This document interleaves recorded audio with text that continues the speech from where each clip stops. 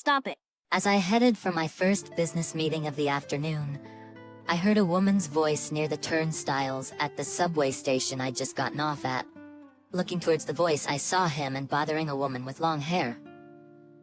He was wearing a suit but seemed drunk, not behaving like your typical businessman. Come on, lady, spend some time with me. I've got money.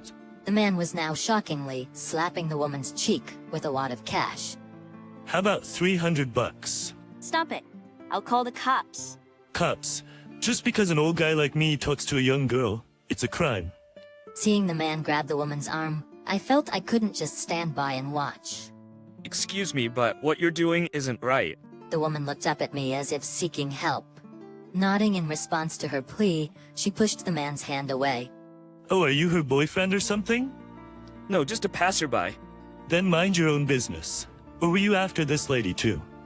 Annoyed by the man's crude laugh, I took out my phone. I'm calling the police. Suddenly, as if he'd snapped back to reality, the man lunged at me, trying to grab my phone. Don't meddle in this.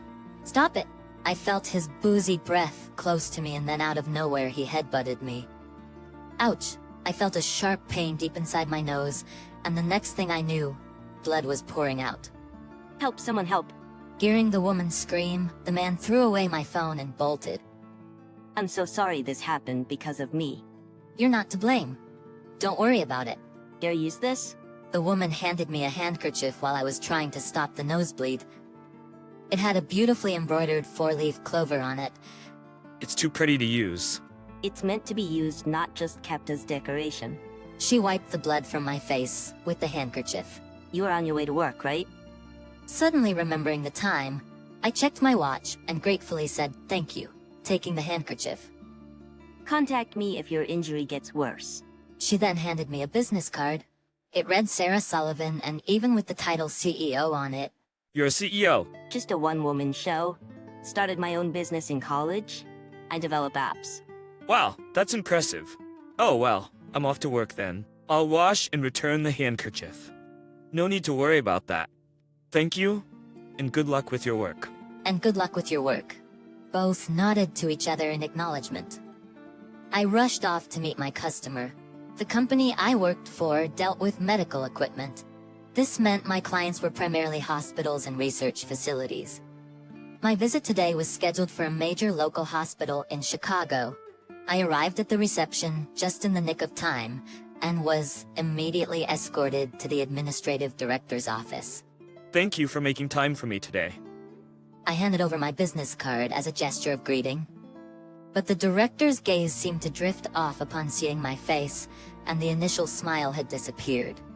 Today I've brought the detailed brochure about the genetic testing kit we discussed last time.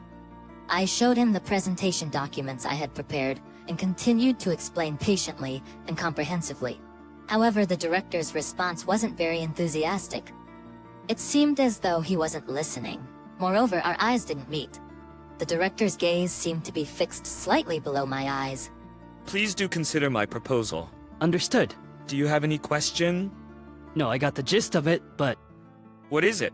Well, in the medical field, we always want to treat human bodies and lives with the utmost care and respect.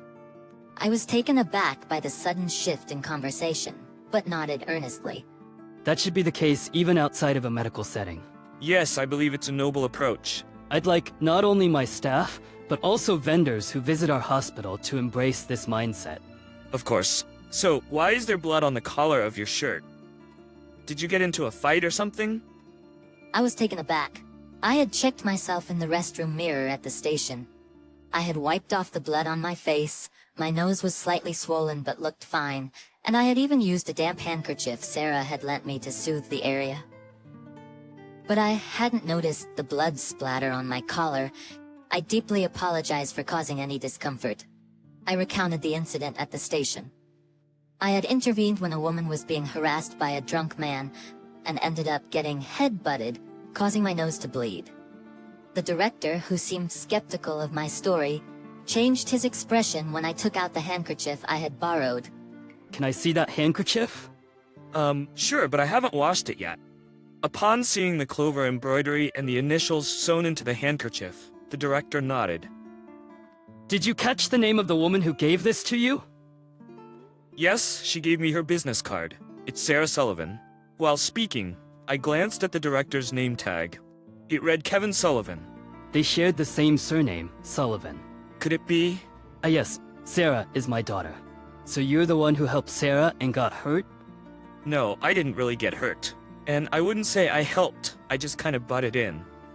I shouldn't have jumped to conclusions, thinking it was a fight without even asking why. I was very rude.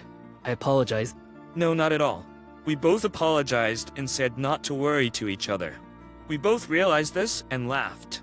Not because of this, but I'll be sure to read your presentation thoroughly and contact you later. Thank you so much, I appreciate it. For a moment, I was on edge, but in the end, it turned out to be a blessing in disguise. Later on, I received a message from Sarah. We decided to meet up at a cafe. I washed and ironed the handkerchief I had dirtied, but I also prepared a new one as a gift. You didn't have to give me such a gift. I should be the one thanking you. No, I've already received a gift from you.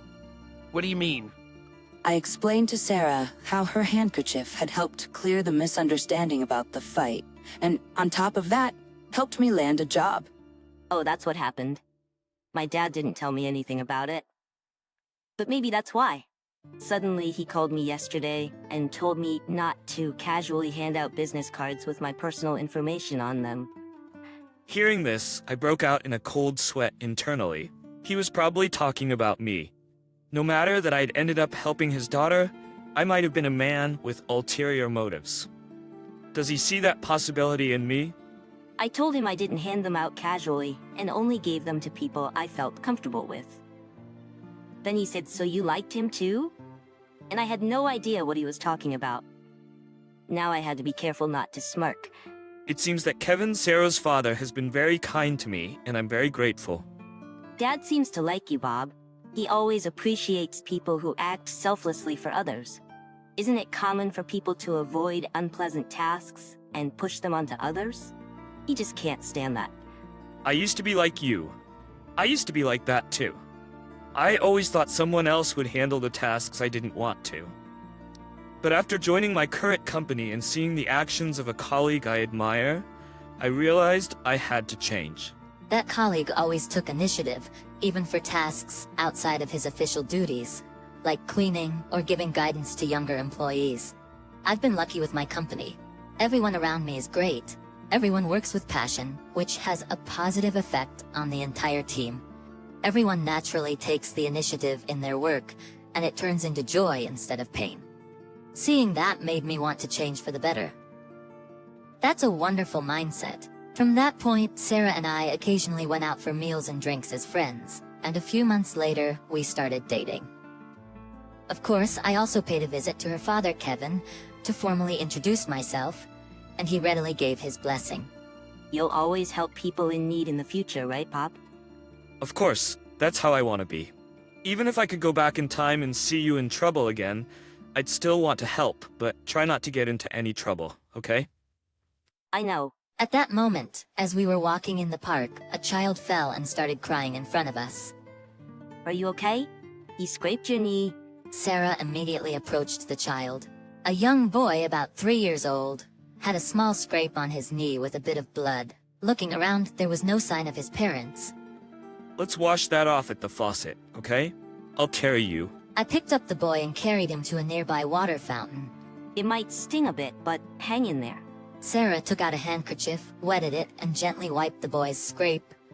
The boy bravely tried to hold back his tears, looking so pitifully endearing. As I watched, I was reminded how this handkerchief from Sarah shaped our destiny. After a while, the little boy's parent came rushing over. It was a mom holding another little child. She'd lost sight of her kid for a moment, and he'd run off, so she was searching worriedly for him. She repeatedly thanked me and then left with her still tear-faced boy. In that boy's hand, he held Sarah's handkerchief. Maybe he's got a crush on you too? If so, I'd be honored. I took Sarah's hand and we began to walk. Guess I'll have to get Sarah a new handkerchief soon. And I'm thinking of getting her a ring to adorn that generous hand of hers that brings kindness to others.